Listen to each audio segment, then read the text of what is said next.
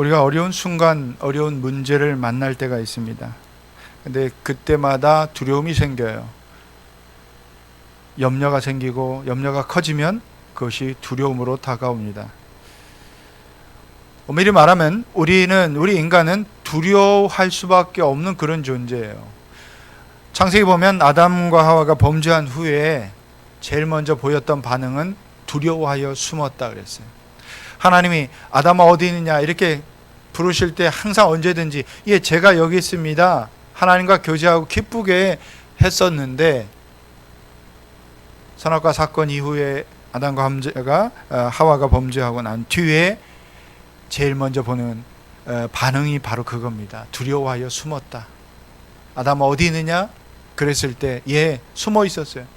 왜 거기 숨어 있냐? 제가 두려워하여 숨었다. 그렇게 얘기해요. 그래서 이 두려움은 계속해서 이게 있는 거예요. 우리 근본적인 우리의 본성 속에 어려운 일을 만나거나 무서운 걸 보거나 또 내 힘으로 감당할 수 없는 어떤 상황 속에서 두려움이 생기는 거예요. 스스로 뭔가를 할 수 있는 것에 사람들은 계속해서 자긍심을 부여하고 그것에 긍지를 느끼게 하고 또 이 셀프에 대한 미국 사람들은 셀프에 대한 이 경외감이 있어요. 스스로 뭔가를 하는 거. 요즘 우리 셀프 주유소 교회 앞쪽도 이제 셀프 주유소가 있어서 굉장히 싸는데요. 한 20몇 년 전에 미국에 처음 갔을 때 제일 당황했던 게 셀프 주유소예요. 한 번도 스스로 기름을 넣어본 적이 없는데 모두가 다 셀프 서비스, 셀프 주유예요. 얼마나 당황했겠어요. 한참 읽어보고 해도 잘 모르겠고 다른 사람이 하는 걸 보고 그대로 하고 또 그대로 하고 이렇게 하면서 익숙해졌는데 어쨌든 이 셀프라는 걸 말이에요. 셀프 서비스, 셀프 스터디, 셀프 컨트롤 스스로 하는 것에 굉장히 높은 가치를 부여하고 거기에 사람들에게 합니다. 그래서 우리는 스스로 모든 것을 해야 된다. 내 스스로 어떤 것도 다 이겨내야 된다. 할 수 있다. 예, I can do it 영어로도 하면서 이렇게 자기에게 자신감을 불러주고 할 수 있다고 얘기합니다. 그러나 정말 그래요? 우리 스스로 우리 힘으로 할 수 없는 것들이 있어요. 우리는 한계 속에 갇혀 살 때가 있습니다. 예? 그렇죠? 내 자녀도 내 마음대로 될 것 같은데 안 돼요. 우리는 다 결혼하고 내 자녀를 양육하고 이런 자녀를 키우고 싶어요. 다 그런 머릿속에 그림이 있어요. 우리 자녀들은 다 말 잘 듣고 좀 착하고 온순하고 정말 이런 거인데 내 마음대로 안 되잖아요. 돼요? 안 되잖아요. 나 닮은 것 같은데 안 닮았어요.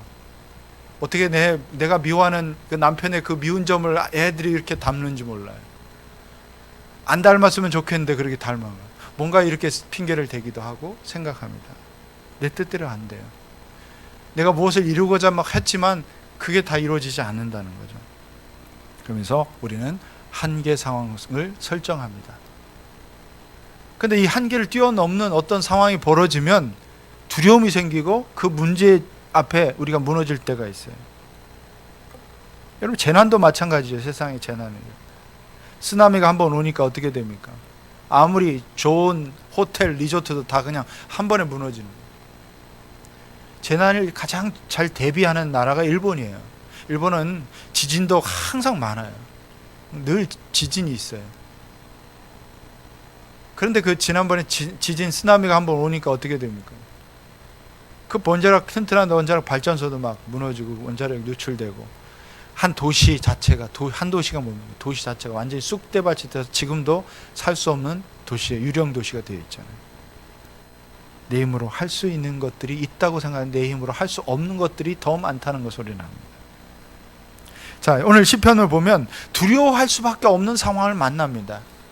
이 시편 기자가 너무 두려워하는 그 상황 속에도 나는 두려워하지 않습니다. 두려워하지 않을 이유가 바로 여기 있습니다. 이 이야기를 하고 있는 거예요. 이 고백을 하는 거예요. 자, 1절 봅시다. 하나님은 우리의 피난처이시니 이시며 우리의 힘이시며 어려운 고비마다 우리 곁에 계시는 구원자이시니 그랬어요. 우리의 피난처가 되신다. 내가 숨을 피난처가 있다는 것입니다. 누가? 하나님이. 내가 의지할 힘이 있다는 거예요. 내가 의지할, 좀 더 구체적으로 표현하면 내가 붙들고 나를 대신해서 힘, 그 백이 있다는 거예요. 누가? 하나님. 나에게는 그 하나님이 계십니다. 내가 어려운 고비가 있고요, 어려운 상황이 만날지라도 나를 그곳에서 구원해 주시는 그 구원자가 계십니다. 누구예요? 하나님이세요. 이 하나님이 계시기 때문에 내가 이 어려운 상황에도 두려워하지 않습니다. 그래요. 어떤 상황이에요? 2절 3절 보시면 땅이 흔들리고 산이 무너져 바닷속으로 빠져들어도 우리는 두려워하지 않는다. 물이 소리를 내면서 거품을 내뿜고 산들이 노하여서 뒤흔들려도 우리는 두려워하지 않는다. 흡사 엄청난 재앙, 막 세상이 뒤집어지는 이 재앙과 같은 자연의 어떤 그런 것들을 묘사해내는데, 아마 여기에 버금가는 인생의 어떤 위기의 순간, 어려움, 그런 것을 이런 식으로 지금 표현한 것 같습니다. 피난처라는 것은 숨을 수 있는 장소라는 거예요. 그 안전하게, 막 소나기가 막 갑자기 막 퍼부어요. 막 마른 소나기가 퍼부을 때 우리가 어디 가다가 숨을 곳을 찾잖아요. 동굴이나 어떤 바위 속으로 그 탁 숨었을 때 그것에는 그 폭우가 쏟아지지 않습니다. 그럴 때 마음의 평안함을 느끼게 되는 것입니다. 우리가 가끔 사람들을 만나다 보면 어떤 어려운 상황인데 자기 자신을 도피처로 삼는 사람들이 있어요. 스스로 그만큼 자기를 신뢰하는 거죠. 아, 난 할 수 있어. 내 경험상 나의 이것은 할 수 있어. 이렇게 할 수 있어. 내가 가진 것. 때로는 그 돈이 그것을 해결해 줄 수 있다고 생각합니다. 그러나 자기 뜻대로 그 되어지지 않는 그 상황 속에 우리 자신을 항상 직면하게 되어 있습니다. 근데 문제는 왜 하나님이 계신데 하나님을 신뢰하지 않는가? 왜 하나님이 살아계신데 하나님을 믿지 않는가? 왜 그런 것 같아요? 하나님을 믿는 것 같아도 하나님의 능력을 자기 한계 속에 늘 계산하고 가둬놓아요. 내 지식보다 조금 더 크신 하나님으로 생각해요. 내 경험의 그 한계 속에 그 하나님도 그렇게 생각해요. 하나님 이것을 들어주실까? 이걸 해주실까? 이 속에 늘 우리가 멈춰 있기 때문에 그 생각하는 한계성 속만큼 하나님께 나가는 거예요. 하나님을 의지하는 거예요. 그러니까 엄청난 일을 만나고 내가 도저히 내 힘으로 안 될 때 하나님 앞에 숨지 못한다는 거예요. 하나님께 피하지 못한다는 거예요. 그런데 우리가 어려움을 만나고 고난이 생기고 또 그것이 연단의 기회가 되기도 합니다.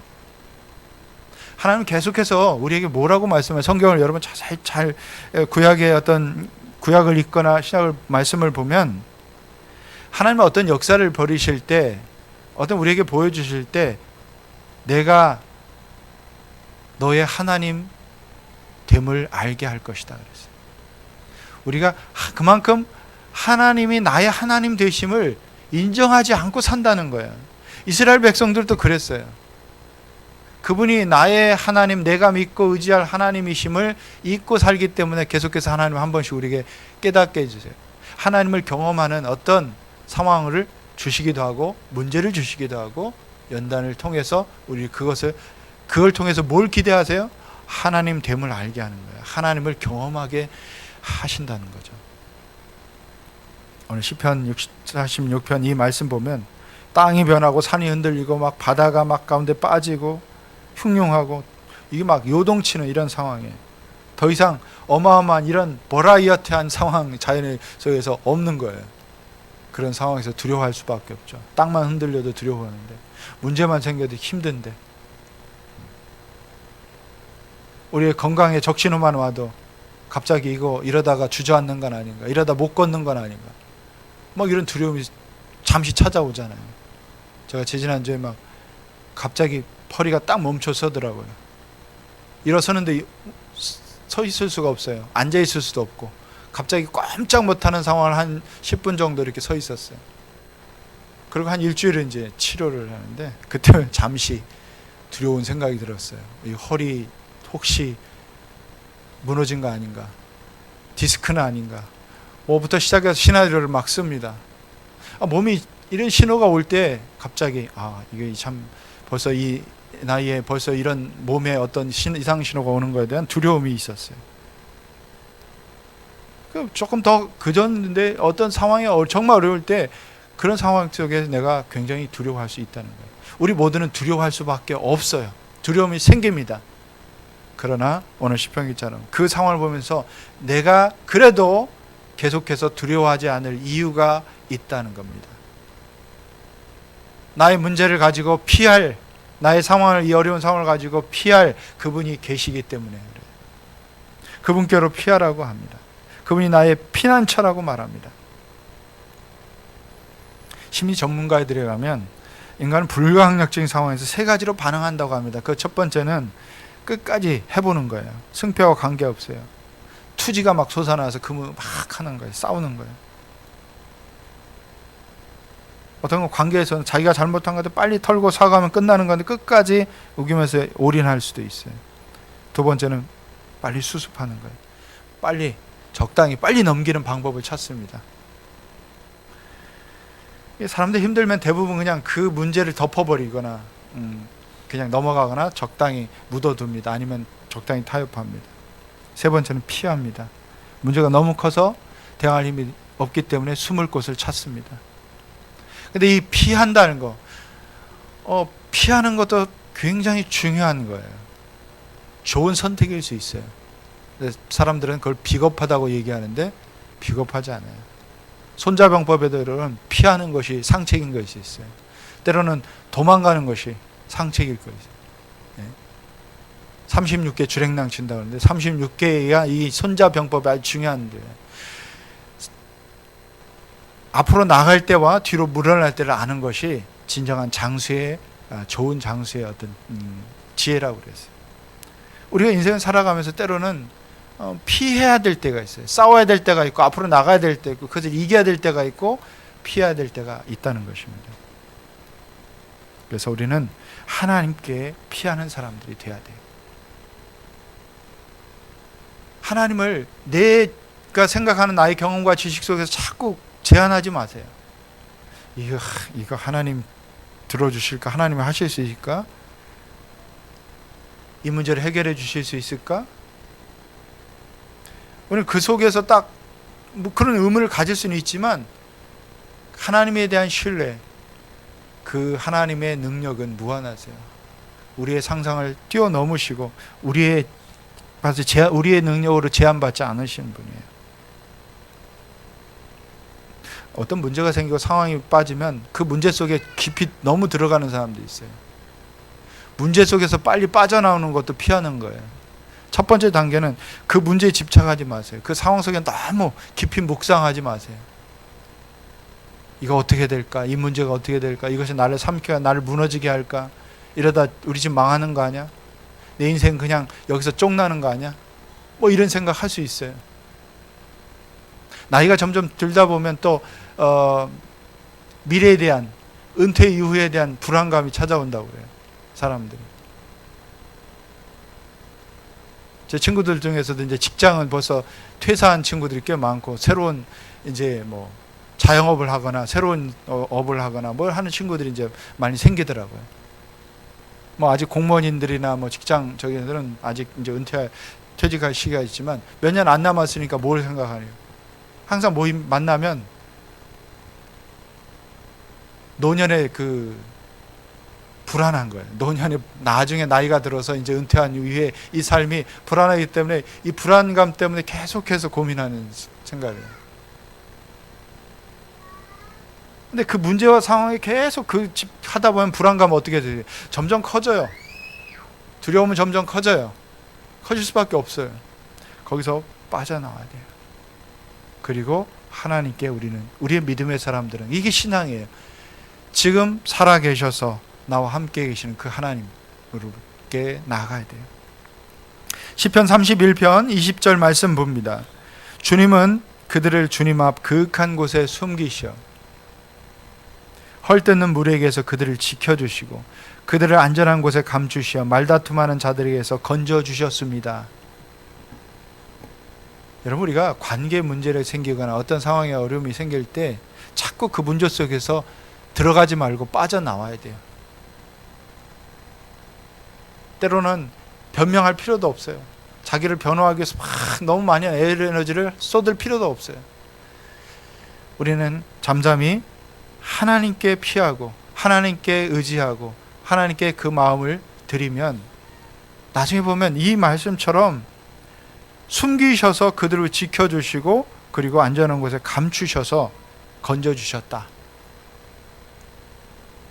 이런 하나님을 경험하게 됩니다. 하나님이 나를 보호해 주셨구나, 안전하게 지켜주셨구나, 이런 것을 경험하는 거예요. 하나님이 우리의 피난처이시기 때문에 나를 숨겨주시고 나를 피하게 하시고 때는 어떤 상황으로 보호하시는 거죠. 근데 왜 그러지 못합니까? 불신이 있기 때문에 그래요. 불신이 있기 때문에. 하나님을 알고 하나님이 계심을 암에도 불구하고 그런 불신이 있고 또 그만큼 하나님에 대한 신뢰감이 없기 때문에 자꾸 그러는 거예요. 우리가 신뢰감 없으면 그 사람에게 어떤 것들을 부탁하지 않잖아요. 근데 우리는 그런 문제 생길 때 계속해서 두려워할 때 하나님이 어디 계신가를 생각해야 돼요. 그 하나님이 어떤 분이신가를 묵상하고 그 하나님을 지금 나와 함께 계시는가, 그 하나님이 살아계셔서 오늘도 나를 붙들고 계신 그 하나님이심을 여러분이 깨달아야 된다는 거예요. 구약에 보면 출애굽합니다. 이스라엘 백성들을 모세가 이끌고 쭉 나올 때 그때 이스라엘 백성들을 내보내지 않았어요. 계속해서 이 마음이 강박해서 내보내겠다고 해놓고 또 하는 거예요. 그러다 보니까 그 10가지 재앙이 그 애굽 이집트 땅에 내렸습니다. 그때마다 하나님 뭐라고 하신 줄 압니까? 너희로 내가 여호와인 줄 알게 할 것이다. 내가 너희로 하나님됨을 인정하게 할 것이라는 거예요. 그 재앙을 통해서 보여주시는 교훈은 뭐냐면 말씀대로 순종하면 보호해 주신다는 거예요. 근데 무시하면 이 재앙이 그대로 임하는 거예요. 이 땅을 다스리는 그 역사를 다스리는 하나님이 바로 그분이셔요. 그분이라는 걸 알게 하는 거죠. 그래서 출애굽 9장에 보면 7번째 재앙이 있어요. 하늘에서 우박과 불이 내린 거예요. 들판에 사람들이 아무 피할 곳이 없을 때 갑자기 우박이 내린다. 우박도 뭐 요런 우박이겠어요? 뭐 맞으면 구멍 나는 우박이겠죠. 이 정도의 우박. 요즘도 막 이런 우박 내리면 막 뭡니까? 자동차 찌그러지고 난리 나죠. 뭐 비닐하우스는 다 무너집니다. 그런 우박이 내리면 큰 피해를 빚죠. 가축들이 피해를 보고 또 나갔다가 죽을 수도 있어요. 근데 우박뿐만 아니라 또 하늘에서 불이 내리는 거예요. 그런데 여러분, 이것을 이스라엘 백성들에게만 모세가 살짝 얘기한 게 아니에요. 그 이스라엘 백성들, 그 이스라엘 히브리 민족들에게 그들의 자, 이제 곧 하늘에서 우박과 불이 내릴 것이니까 절대 내일은 가지 말라. 밖으로 나가지 말라. 집안에 꼭 있어라. 그걸 피할 곳에 있으라. 들판에는 그렇게 내릴 것이다. 그러니까 가축들도 집안으로, 풀 먹이는 가축도 집안으로 들여라. 이스라엘 백성들, 히브리 사람들에게만 이야기한 게 아니라는 거죠. 그 애국왕 바로의 앞에서도 그리고 신하들 앞에서도 그 이야기를 했어요. 똑같이 다 들었어요. 근데 문제는 듣고 그것을 믿은 사람들은 대비를 했다는 거예요. 애굽의 그 신하들 그리고 그 믿었던 사람들은 다 그렇게 해서 그 재난을 피했어요. 그걸 무시했던 사람들은 그걸 그대로 우박과 불을 맞고 죽기도 하고 다치기도 하고 상하기도 한 거예요. 10번째 재앙은 이스라엘 장자가 죽는 거예요. 아니, 그 집에 장자가 죽는 거예요.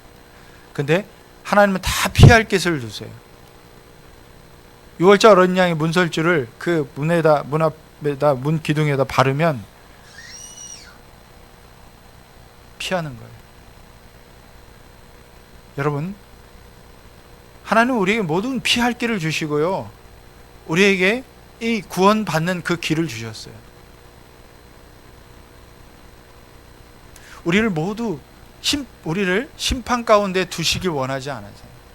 우리가 이런 상황 속에서 막 불행하고 그 문제 속에 빠져서 막 인생이 막 망가지고 우리의 삶에 어디서 우리 죽음의 앞에 가서 우리가 지옥 가고 막 이렇게 원하시지 않으세요. 우리 모두가 하나님은 사랑이시기 때문에 우리를 구원하시기 원하시고 우리가 하나님의 사랑 가운데 구원받기를 원하세요. 근데 우리가 그 하나님께 자꾸 가지 못하는 거예요.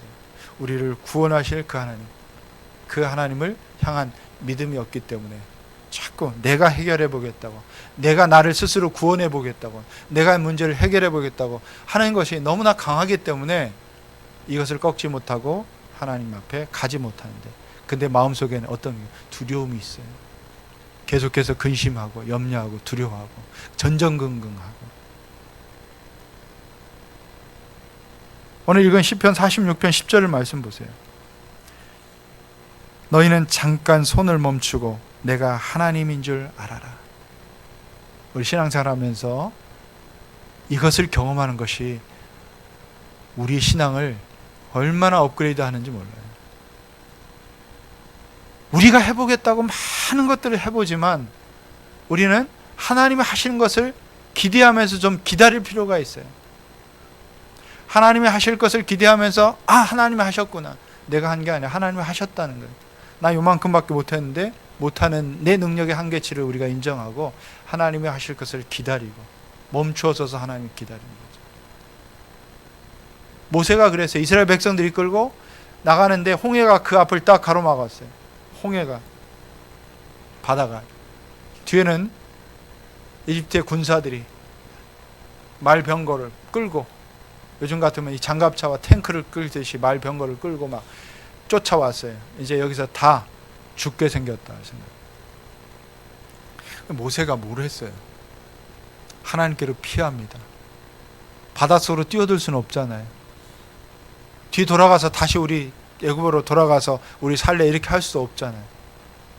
이 문제 앞에서 모세는 하나님께 피합니다. 그리고 하나님께 구합니다.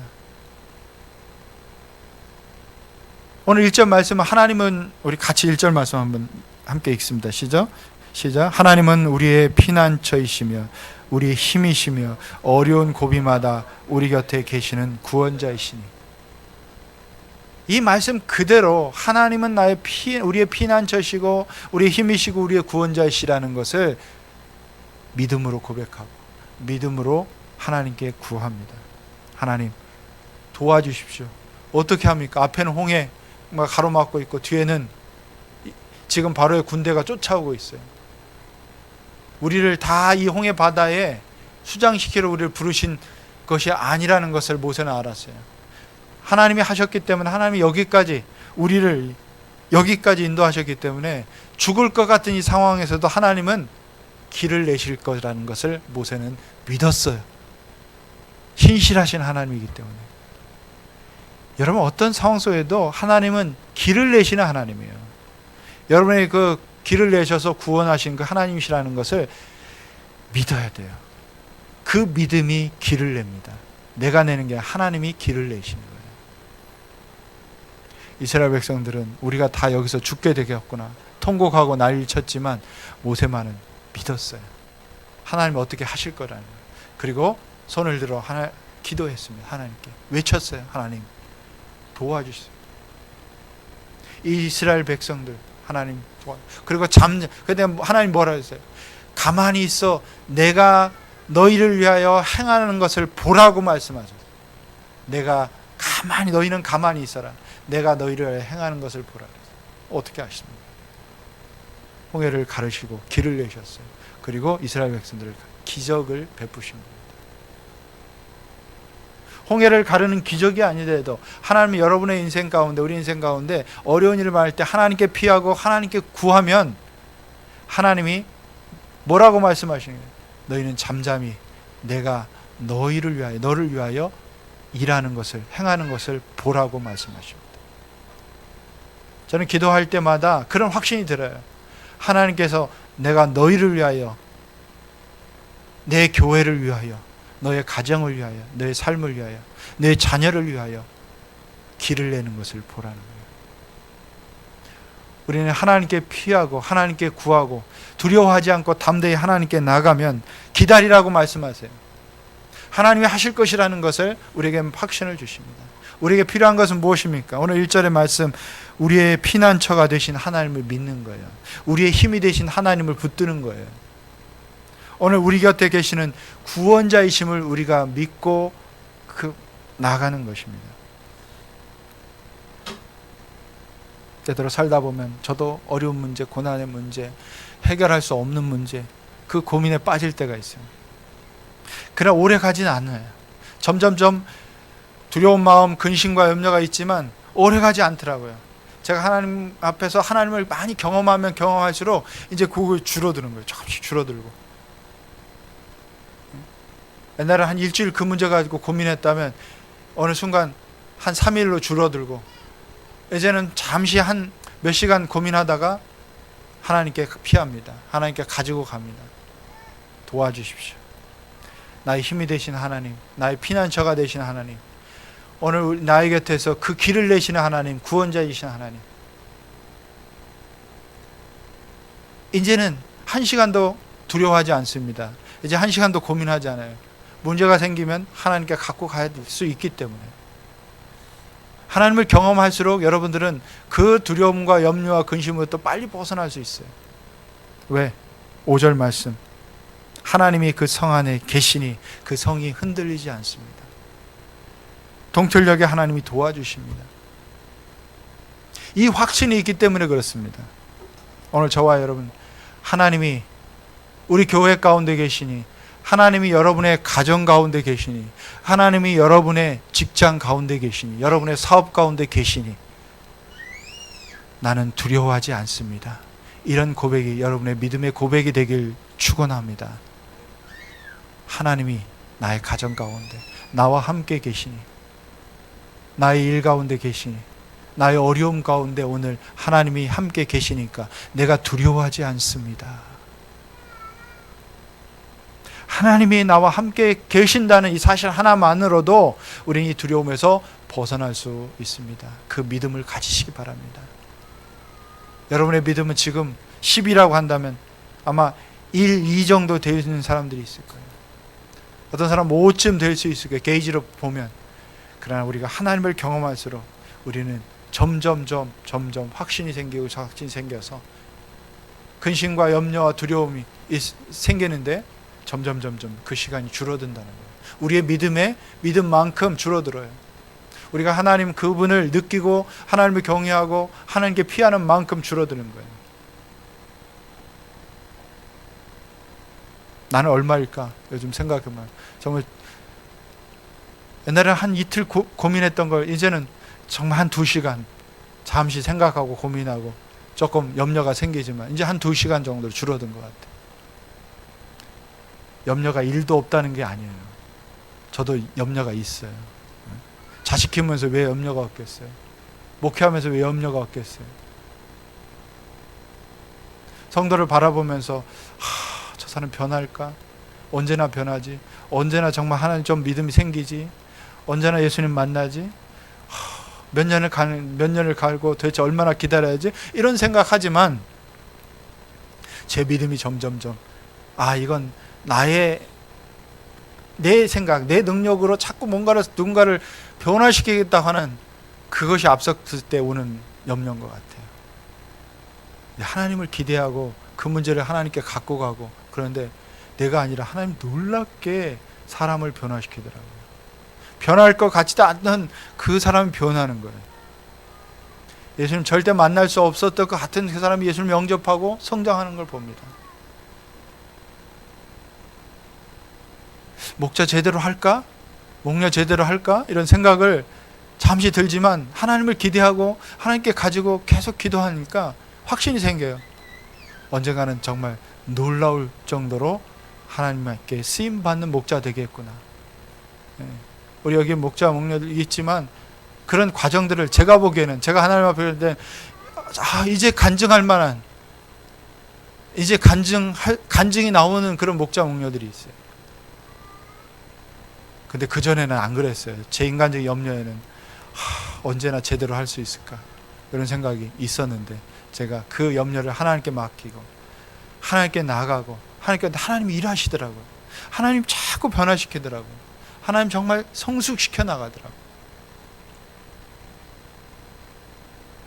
우리 지난주 설교에서도 히스기야 왕의 이야기를 했어요. 이스라엘 왕 히스기야 왕이 사네립의 군대가 그들을 18만 5천 명이 그 성을 포위했어요. 그 성 안에 있는 사람보다, 군대보다, 성중에 있는 사람보다 훨씬 몇 배 많은 사람들을 그 둘러싸고 있었어요. 두려움을 느끼겠습니까? 안 느꼈습니까? 공포를 느끼죠. 이제 다 죽었구나. 성 안에 있는 사람들은 우린 이제 다 저 군대에 짓밟혀서 다 목숨을 잃겠구나. 어떻게 해볼 도리가 없어요. 몇 겹으로 둘러싸서 포위하고 있어요. 그때 히스기야 왕이 성전에 나갑니다. 하나님, 이 상황을 보시죠. 하나님, 우리를 도와주십시오. 우리를 구원해 주십시오. 하나님께서 싸워주십시오. 아주 솔직하고 정직하게 우리 힘으로는 도저히 할 수 없는 그것을 하나님 앞에 나아가 외치고 구할 때 하나님이 그 밤에 일하셨어요. 지들끼리 싸우게 하셨어요. 앞이 캄캄하게 지들끼리 막 적인 줄 알고 싸우고 난리를 치다가 그 난리를 치다가 죽고 상하고 그러다 보니까 너무 놀래가지고 도망간 거예요. 엄청난 군대가 막 쫓아오는 소리, 말바국 소리가 막 들리고, 그러니까 허둥대고 하다가 그 18만 5천 명의 군대가 하루아침에 싹 물러가 버려요.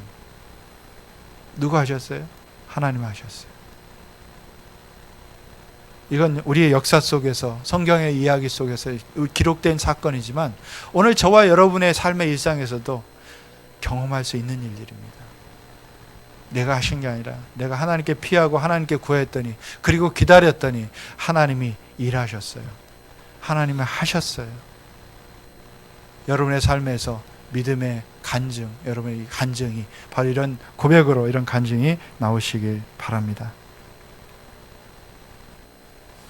말씀 맺습니다. 우리 미래를 예측할 수 없는 상황들을 만나기도 합니다. 내일 일을 알지 못해요.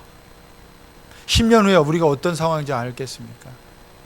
내일 일은 난 몰라요.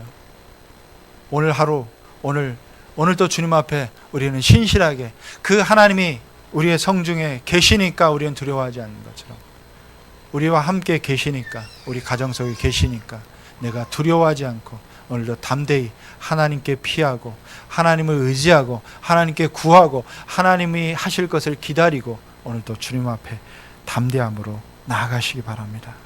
시편 34편 8절 말씀처럼 너희는 주의 신실하심을 깨달아라. 주님을 피난처로 삼는 사람은 큰 복을 받는다. 뭘 깨닫습니까? 주님이 신실하셔서 그 약속의 말씀들을 그대로 지키는 거예요. 우리의 삶이 뭔가 흐트러져 있고 왜 이렇게 방향을 못 잡는 것처럼 왜 이 문제가 자꾸 터지나, 다시 기본으로 돌아가셔서 우리가 신실하신 하나님을 의지하지 않고 자기 지식, 자기 힘을, 자기 가진 것을 너무 의지하고 문제를 풀다 보면 어려움 가운데 계속 빠져 있어요. 허둥댑니다. 그때 다시 한번 오늘 이 말씀을 기억하십시오. 주님의 신실하심을 깨닫는 그런 시간이 되기 바랍니다. 주님을 피난처로 삼으십시오. 그 사람에게는 복이 있다고 말씀합니다. 오늘 11절 말씀은 만군의 주님이 우리와 함께 계신다고 고백하시는 저와 여러분 되시길 바랍니다. 기도하겠습니다.